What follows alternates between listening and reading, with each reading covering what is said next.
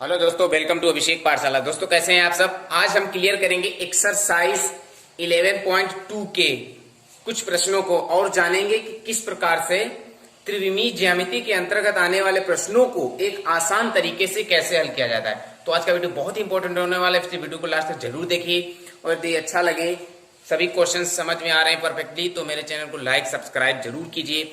साथ ही साथ अपने दोस्तों के साथ जरूर शेयर कीजिए, उनसे बताइए कि वो हमारे चैनल पर यूट्यूब द्वारा चैनल पर विजिट करें और पाएं कि एक आसान तरीके से मैथमेटिक्स को ऐसे पढ़ा जाता है।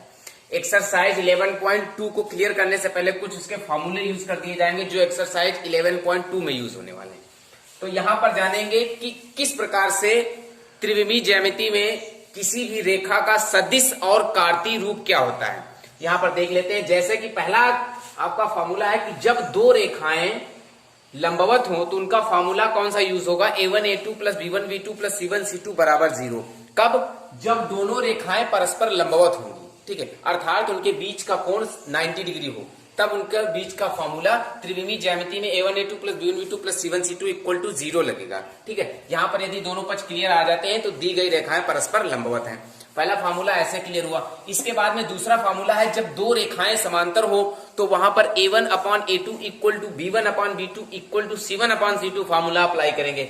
यानी यहां पर तीनों पद अगर आपस में बराबर हैं तो दिया गया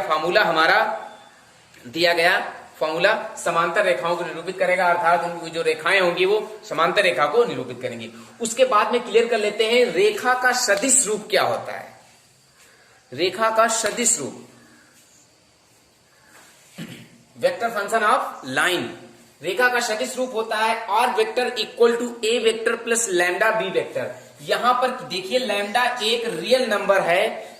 लैम्डा को हम 5, 6, 8, 9, 100, 1000 कुछ भी ले सकते हैं। यहां पर लैम्डा एक रियल नंबर है और जो बी वेक्टर है यहां पर बहुत ध्यान देना है। फॉर्मूले में बहुत ही मास्टर फॉर्मूला है, बहुत से क्वेश्चनों में यूज होता है। कंपटीशन की क्लासेस में भी काफी रेखा का सदिश रूप जरूर पूछा जाता है। तो इस फॉर्मूले को रट्टा मार लीजिए, इसको बिल्कुल हाईलाइट कर लीजिए अपने दिमाग में। R vector equal to A vector plus lambda B vector. यहां पर जो बी वेक्टर निकाला जाएगा वो दिक् अनुपात को निरूपित होता है। यानी बी वेक्टर जब हम यहां पर निकालेंगे तो दिक् अनुपात का पहले फॉर्मूला यूज करेंगे, उसके बाद हमारा बी वेक्टर प्राप्त होगा। दिक् अनुपात का फॉर्मूला कहां है, हमने आपको पिछले वीडियो में एक्सरसाइज 11.1 में हमने आपको बताया भी है। क्लियर है। इसके बाद 3 क्लियर हो। चौथा देख लेते हैं रेखा का कार्तीय रूप क्या होता है, जो कि x minus x1 upon a equal to y minus y1 upon b equal to z minus z1 upon c, ये होता है। उसके बाद में दो रेखाओं के बीच का कोण क्या होता है। दो रेखाओं के बीच का कोण कब, जब रेखा का सदिश रूप ज्ञात हो, यानी जब वो रेखा सदिश रूप में दी गई हो तो उनके बीच का कोण होता है cos theta equal to mod b1 vector into b2 vector upon mod b1 into mod b2, इसका फुल होल मॉड। कब होगा ये दो रेखाओं के बीच का कोण, जब दो रेखाएं सदिश रूप में दी गई, अर्थात उनका सदिश समीकरण ज्ञात हो। यानी r vector equal to A vector plus lambda B vector दिया गया हो। क्लियर है। 5 क्वेश्चन क्लियर हुए। छठे की बात कर लेते हैं। दो रेखाओं के बीच का कोण जैसे कि 5 वाला है वैसे ही 6 वाला, बस यहां पे यह है जब रेखा का कार्तीय रूप ज्ञात हो। छठा फार्मूला वहां पर यूज होगा जब दो रेखाओं का कार्तीय रूप, अर्थात दो रेखाएं कार्तीय रूप में दी गई हो, तब वहां पर यह फार्मूला यूज होगा। cos theta equal to mod a1 a2 plus b1 b2 plus c1 c2 upon under root a1 square plus b1 square plus c1 square into under root a2 square plus b2 square plus c2 square का whole mod होगा। इसके बाद में 7 number की बात कर लेते हैं। दो रेखाओं के बीच की दूरी कब, जब रेखा का सदिश रूप ज्ञात हो, तो उसका formula d vector equal to mod b1 vector cross b2 vector into a2 vector minus a1 vector upon mod b1 cross b2 vector. Clear है। इसके बाद में लास्ट फार्मूला है दो रेखाओं के बीच की दूरी कब, जब रेखा का कार्तीय रूप दिया गया हो, तब ये फार्मूला यूज करेंगे। x2 minus x1 a1 a2 सारणिक विधि है, y2 minus y1 b1 b2 z2 minus z1 c1 c2 upon under root a1 b2 minus a2 b1 का whole square plus b1 c2 minus b2 c1 का whole square plus c1 a2 minus c2 a1 का whole square. ये आपके फार्मूले हुए। ये वो फार्मूले हैं जो एक्सरसाइज 11.2 में यूज होने वाले हैं। ठीक है, तो इनको ध्यान से हाईलाइट कर लेते हैं। अब बात कर लेते हैं एक्सरसाइज 11.2 की।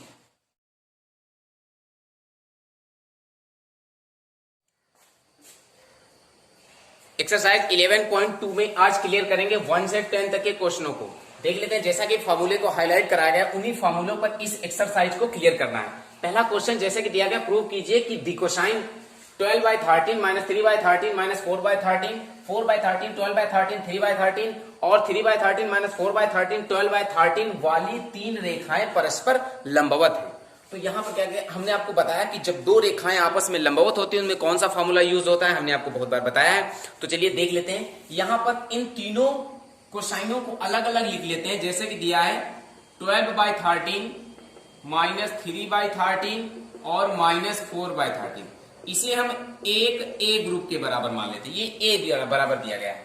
और इसके बाद में बी बराबर इतना मान लेते हैं 3/13 माइनस 4/13, बी को वहां मानेंगे, बी को ये मान लेंगे 4/13 माइनस प्लस 12/13 इंटू 3/13, इसको बी मान लेते हैं। और सी बराबर मान लेते हैं 3/13 कॉमा माइनस 4/13 कामा 12/13। इसके बाद में यहां पर देखिए क्या करना है, यदि हम इसे A1 इसे B1 इसे C1 लिखें तो ये A2 होगा, ये B2 होगा, ये C2 होगा। अब यहां पर यूज करेंगे जब A लंब हो B पर, जब A B पर लंब हो, तो यहां पर दो रेखाओं वाला फॉर्मूला आ गया कि जब A B पर लंब है तो कौन सा फॉर्मूला यूज होगा, A1 A2 plus B1 B2 plus C1 C2 equal to 0। तो A1 की वैल्यू कितनी है 12/13, A2 की वैल्यू कितनी है 4/13 प्लस B1 की वैल्यू है माइनस 3/13 और B2 की वैल्यू है 12/13। तो यहाँ पे माइनस हो जाएगा ये वाला, और प्लस C1 की वैल्यू है माइनस 4/13 इंटू C2 की वैल्यू है 3/13 इक्वल टू 0। तो ये हो जाएगा 48/196 माइनस ये हो जाएगा 36/196, ये हो जाएगा 12/196 इक्वल टू 0। तो देखिए ये हो जाएगा आपका 48/196, ये 36 12 ऐड होकर 48/196 इक्वल टू 0। तो ये कैंसिल हो जाएंगी, तो ये आ जाएगा 0 बराबर 0, यानी यहाँ पर LHS RHS बराबर है। अतः A और B आपस में कैसे हैं, लंब है। ठीक है, क्लियर है। इसी प्रकार AB लंब हुआ, जब B और C की बात करेंगे तो फिर से यही फॉर्मूला लगाएंगे, उसके बाद दोनों पक्ष बराबर आएंगे, वो भी क्लियर हो जाएगा। और CA की बात करेंगे फिर भी यही फॉर्मूला लगाएंगे, उसके बाद दोनों पक्ष बराबर आएंगे, फिर भी क्लियर हो जाएगा। अतः क्लियर हो जाएगा कि दी गई कोसाइन ये तीनों रेखाएं परस्पर क्या है, लंबवत है।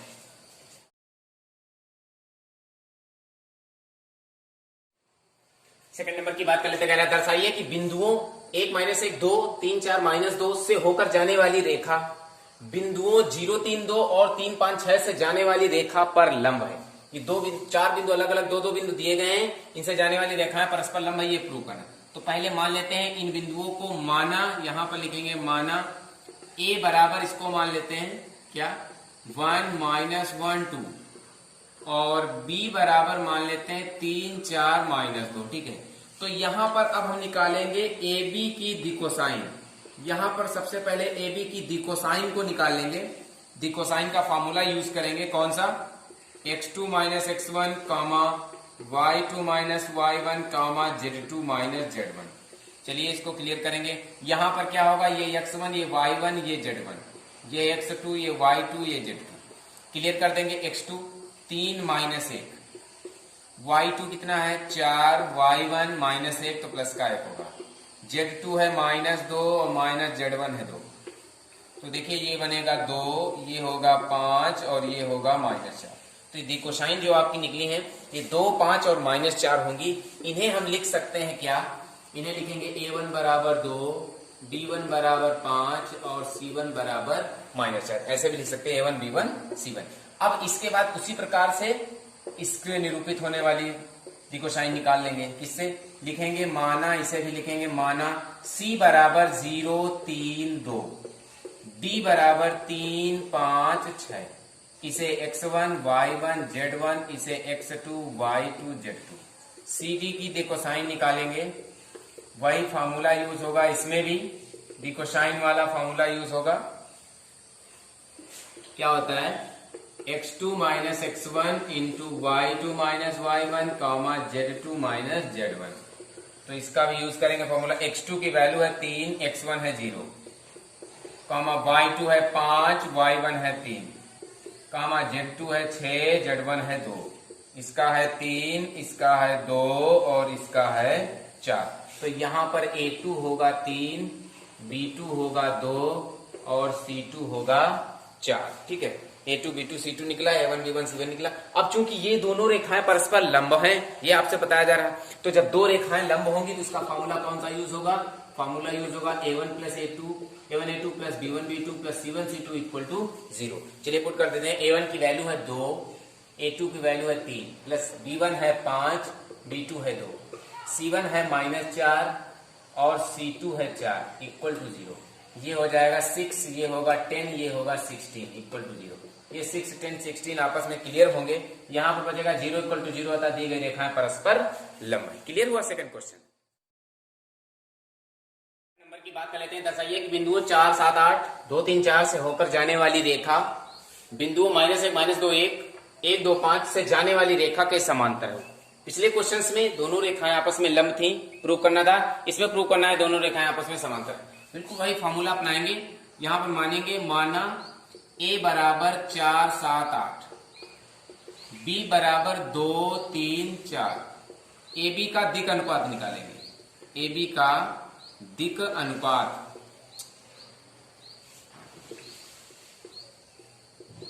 तो AB का दिक् अनुपात होगा x2 माइनस x1 कामा y2 माइनस y1 कामा z2 माइनस z1। तो दिक् अनुपात लगा देंगे। ये होगा x1, ये y1, ये z1, ये x2, ये y2, ये z2। क्लियर है?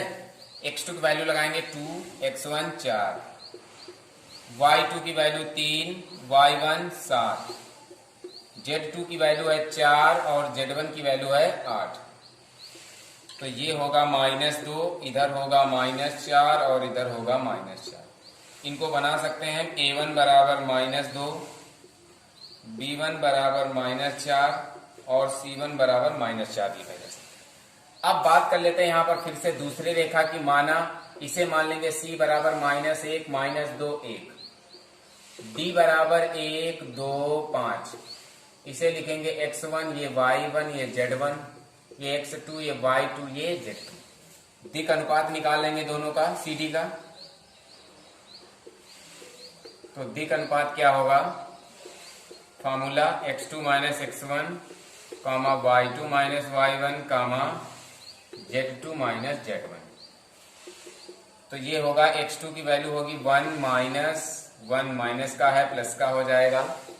इसके बाद में y2 है 2, y1 है -2 प्लस का 2 हो जाएगा, z2 है 5 और z1 है 1। ये होगा यहाँ पर 2, इधर होगा 4 और इधर भी होगा 4।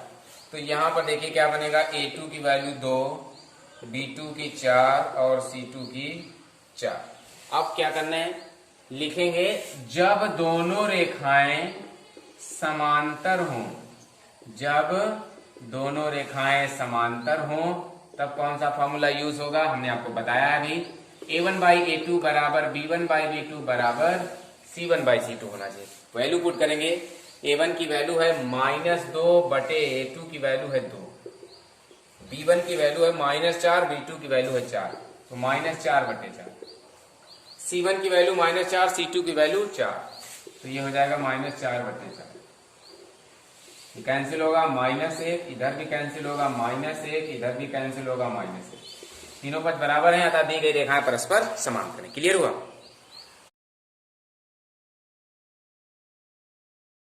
बात कर लेते हैं। अगर आप बिंदु 1, 2, 3 से गुजरने वाली रेखा का समीकरण ज्ञात कीजिए जो सदिश 3i cap plus 2j cap minus 2k cap के समांतर है। तो यहां पर जो पॉइंट्स आपके दिए गए हैं वो है 1, 2, 3। इससे जो निरूपित होगा एक सदिश, उसे हम मान लेते हैं a cap, a vector equal to i cap plus 2j cap plus 3k cap, ये निरूपित होगा। और जो सदिश इतने के समांतर है, तो जो समांतर सदिश दिया गया है उसे b वेक्टर के बराबर मान लेते हैं, 3i cap plus 2j cap minus 2k cap. अब यहां पर लगा देते हैं रेखा का समीकरण। रेखा के समीकरण का फॉर्मूला हमने आपको बताया। रेखा का सदिश समीकरण क्या होता है, r vector equal to a vector plus lambda b vector. Clear है? तो लगा देंगे r vector equal to a vector की वैल्यू क्या है, i cap plus 2j cap plus 3k cap और प्लस लैम्डा, यहां पर b वेक्टर की वैल्यू क्या है, 3i cap plus 2j cap minus 2k cap. ठीक है, ये होगा आपका उस रेखा का अभीष्ट समीकरण जो सदिश 3i cap plus 2j cap minus 2k cap के समांतर है। और यहां पर जो लैम्डा है, समझ रहे हो, जो लैम्डा है वो एक हमने आपको बताया है, वो एक रियल नंबर होता है। सदैव यहां पर इसे हम ऐसे ही लिखेंगे। ओके,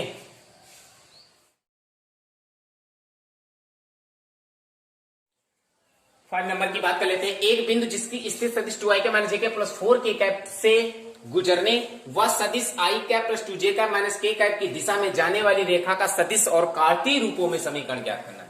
तो जो पहला सदिश दिया गया है इसे हम a वेक्टर के रूप में मान लेते हैं, 2i cap minus j cap plus 4k cap. और जो दूसरा सदिश दिया गया है इसे b वेक्टर के रूप में मान लेते हैं, i cap plus 2j cap minus k cap. यहां पर क्या ज्ञात करना है? रेखा का सदिश और कार्तीय रूप का समीकरण। तो सबसे पहले निकालेंगे रेखा का सदिश समीकरण। सबसे पहले सदिश समीकरण रेखा का निकाल लेते हैं। क्या होता है? हमने आपको फॉर्मूला बताया, r vector equal to A vector plus lambda B vector. तो ये होगा are vector equal to A vector की वैल्यू है 2i cap minus j cap plus 4k cap और प्लस लैम्डा बी वेक्टर की वैल्यू है यहाँ पर i cap plus 2j cap minus k cap. ये इसका अभीष्ट आंसर होगा, यानी ये दिया गया है रेखा का सदिश समीकरण। अब बात कर लेते हैं क्या? रेखा का कार्तीय रूप समीकरण।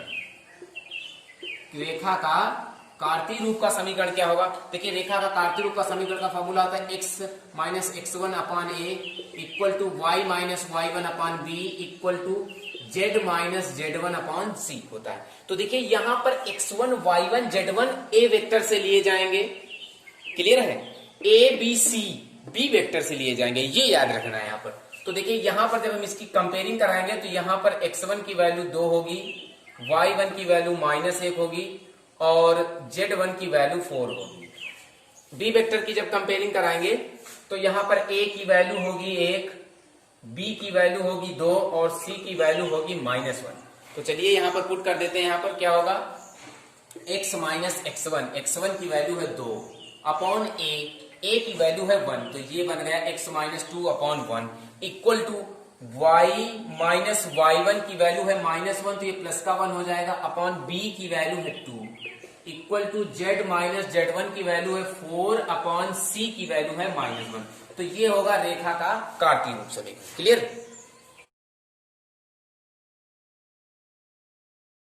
नंबर की बात कर लेते हैं। उस रेखा का कार्तीय समीकरण ज्ञात कीजिए जो बिंदु माइनस 2 4 माइनस 5 से जाती है और x plus 3/3 equal to y minus 4/5 equal to z plus 8/6 के समांतर है। क्लियर है? तो उस रेखा का कार्तीय समीकरण ज्ञात करना। तो इस कार्तीय समीकरण को सबसे पहले नोट करेंगे। x plus 3/3 equal to y minus 4/5 equal to z plus 8/6। इसकी कंपेयरिंग करेंगे x minus x1 upon a equal to y minus y1 upon b equal to z minus z1 upon c से इसकी तुलना करेंगे। तुलना करने के बाद यहां पर पाएंगे a की वैल्यू होगी 3, b की वैल्यू होगी 5 और c की वैल्यू होगी 6। देखिए यहां पर x1 y1 z1 की हमें कोई आवश्यकता नहीं, क्योंकि यहां पर आपका पॉइंट से पहले से ही दिया गया है।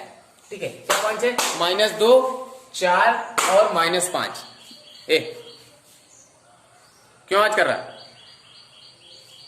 -2 4 और -5 पहले से दिया गया है। तो ये जो -2 4 और -5 दिए गए हैं इन्हें हम मान लेते हैं x1 y1 और z1। क्लियर है? यहाँ पर x1 की वैल्यू क्या होगी? -2, y1 की 4 और z1 की -5। अब ये x1 y1 z1 प्राप्त हो गया, abc के मान प्राप्त हो गए। रेखा का कार्तीय समीकरण निकालना है तो बस फॉर्मूला यूज कर देंगे, रेखा का कार्तीय रूप समीकरण। कार्तीय रूप समीकरण क्या होगा? x minus x1 upon a equal to y minus y1 upon b equal to z minus z1 upon c। Put कर देंगे वैल्यू को। x माइनस x1 की वैल्यू है -2, तो ये प्लस का 2 होगा, अपॉन a की वैल्यू है 3 इक्वल टू इधर होगा y माइनस y1 की वैल्यू है 4 अपॉन b है 5 equal to z minus z1 की वैल्यू है यहाँ पर -5, ये होगा प्लस का 5 और अपॉन c की वैल्यू है 6। ये होगा रेखा का कार्तीय रूप समीकरण। क्लियर? चलिए 7 नंबर ट्राई करते हैं। एक रेखा का कार्तीय समीकरण दिया गया है, उसका सदिश समीकरण निकालना है। तो सबसे पहले यहाँ पर कार्तीय समीकरण को नोट करके कार्तीय समीकरण के रूप वाले फॉर्मूले से तुलना करेंगे और यहाँ पर निकालेंगे फिर ए वेक्टर और बी वेक्टर के मान।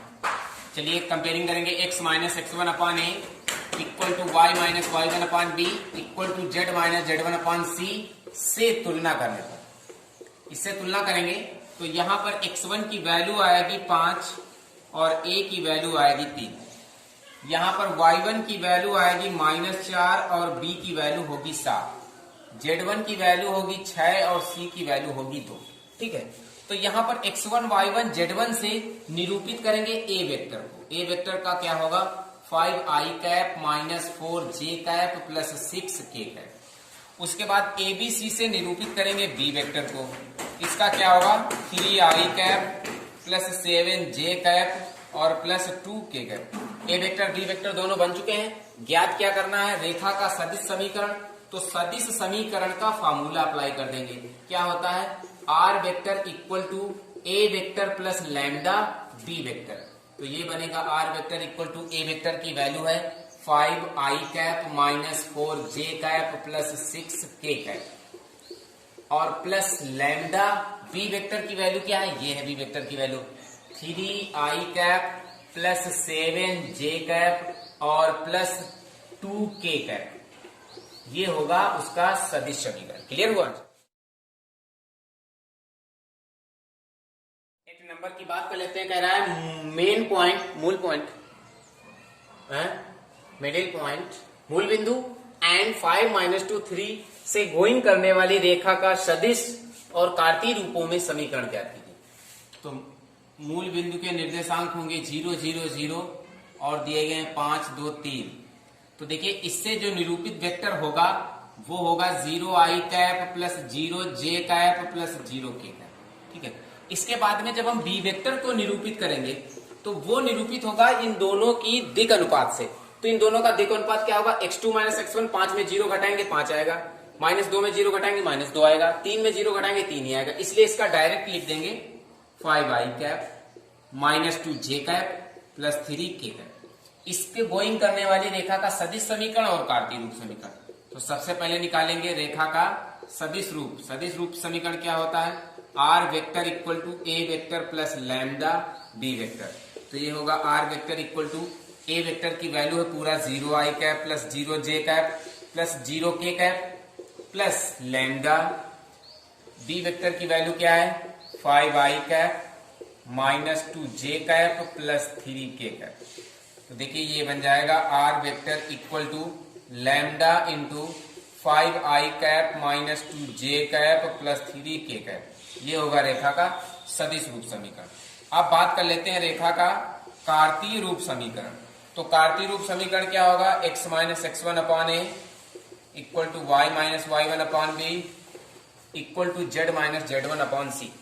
तो देखिए x1 y1 z1 हमने आपको बताया a वेक्टर से मिलेंगे और abc b वेक्टर से मिलेंगे। तो यहाँ पर x1 की वैल्यू 0 होगी, y1 की वैल्यू 0 होगी और z1 की वैल्यू भी 0 ही होगी। इससे a की वैल्यू होगी 5, b की वैल्यू होगी -2 और c की वैल्यू होगी 2। चाहो तो इससे ले लो और चाहो तो इससे निकालो, वही बात है। चलिए इसमें पुट कर देते हैं। तो x माइनस 0 बटे a की वैल्यू है 5, यहाँ y minus y1 0 upon b की वैल्यू है -2। इधर होगा z माइनस z1 की वैल्यू 0 है अपॉन c की वैल्यू है 3। तो देखिए इसे क्या लिखेंगे, लिखेंगे x upon 5 equal to y upon -2 equal to z upon 3। ये होगा रेखा का कार्तीय रूप समीकरण।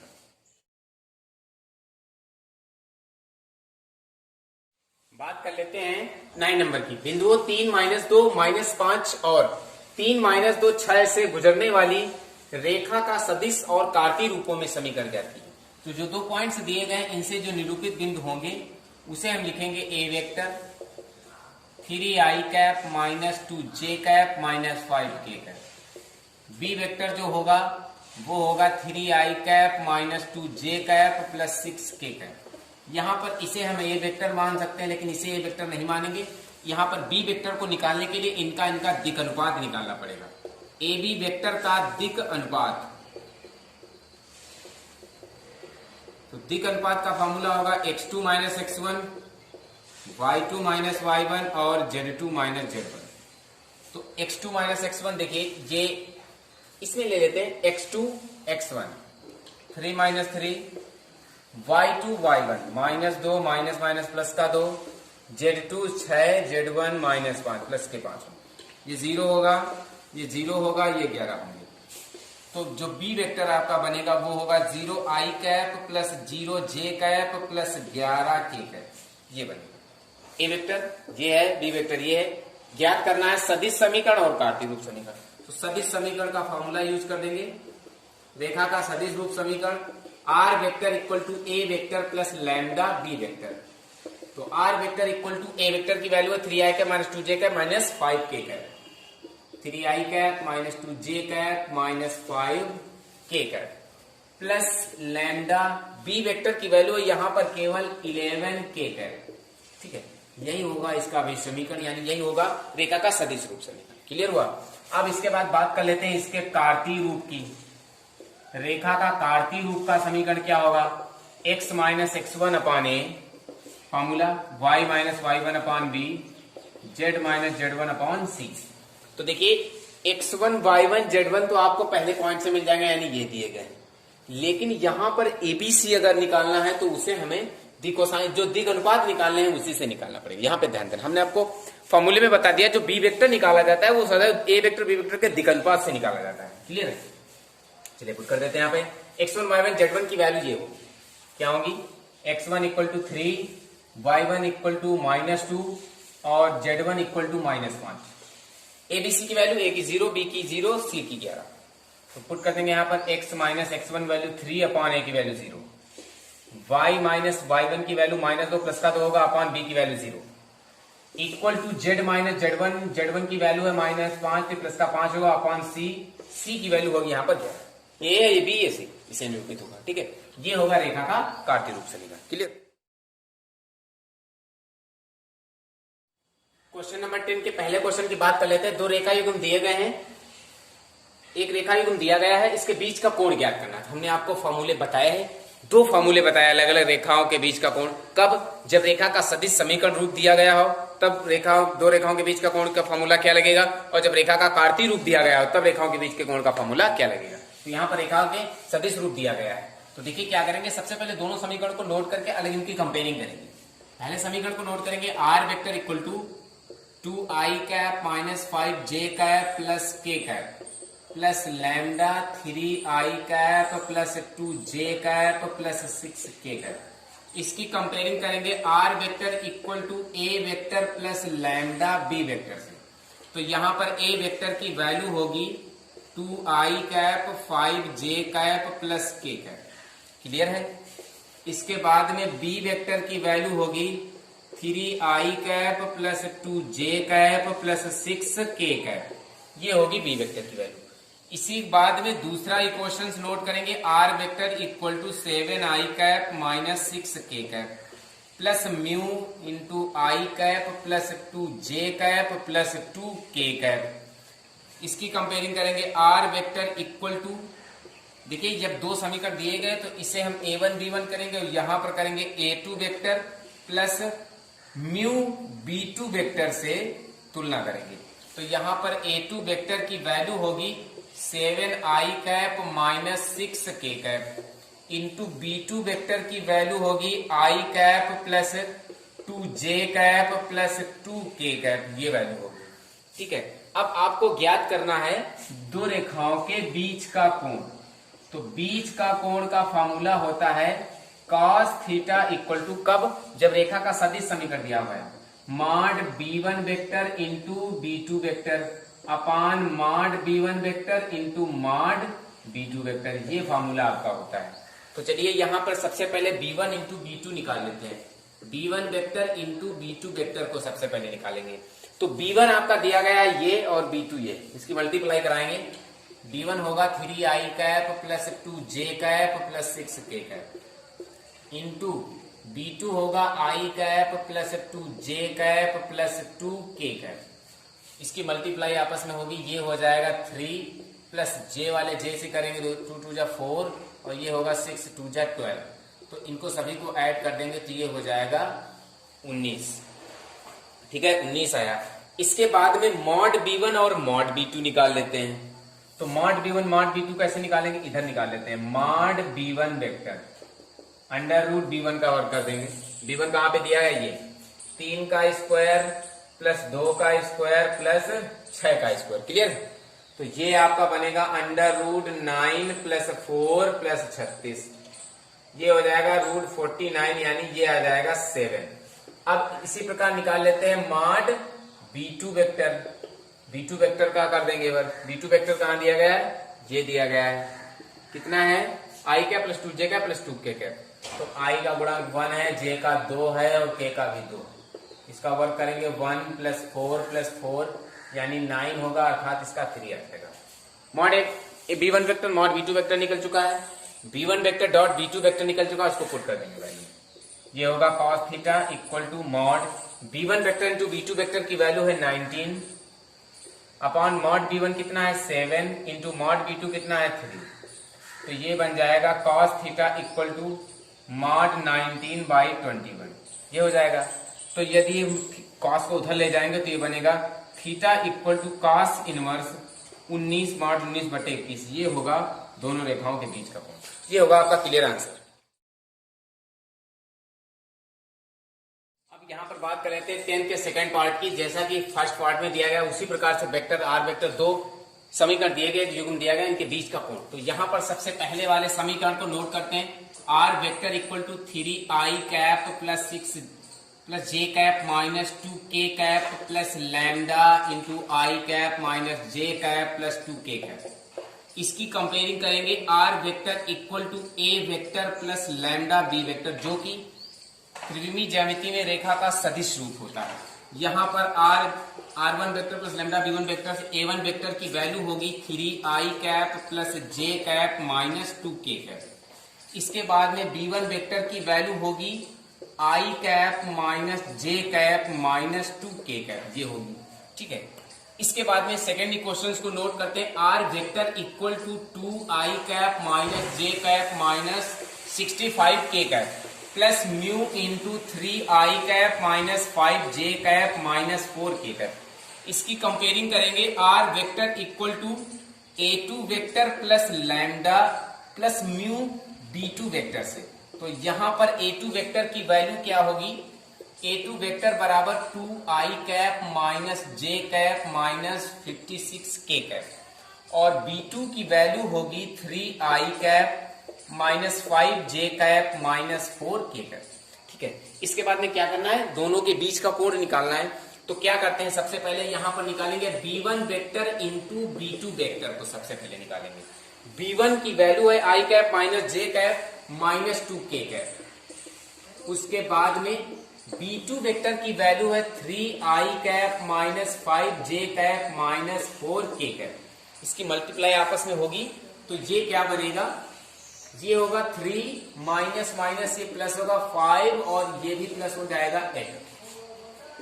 तो ये हो जाएगा आपका 16, 3 5 8 होके 16, यानी b1 vector into b2 vector की वैल्यू 16 आएगी। इसके बाद में अब निकालना पड़ेगा मॉड b1 वेक्टर। इसका मॉड निकाल लेते हैं b1 का।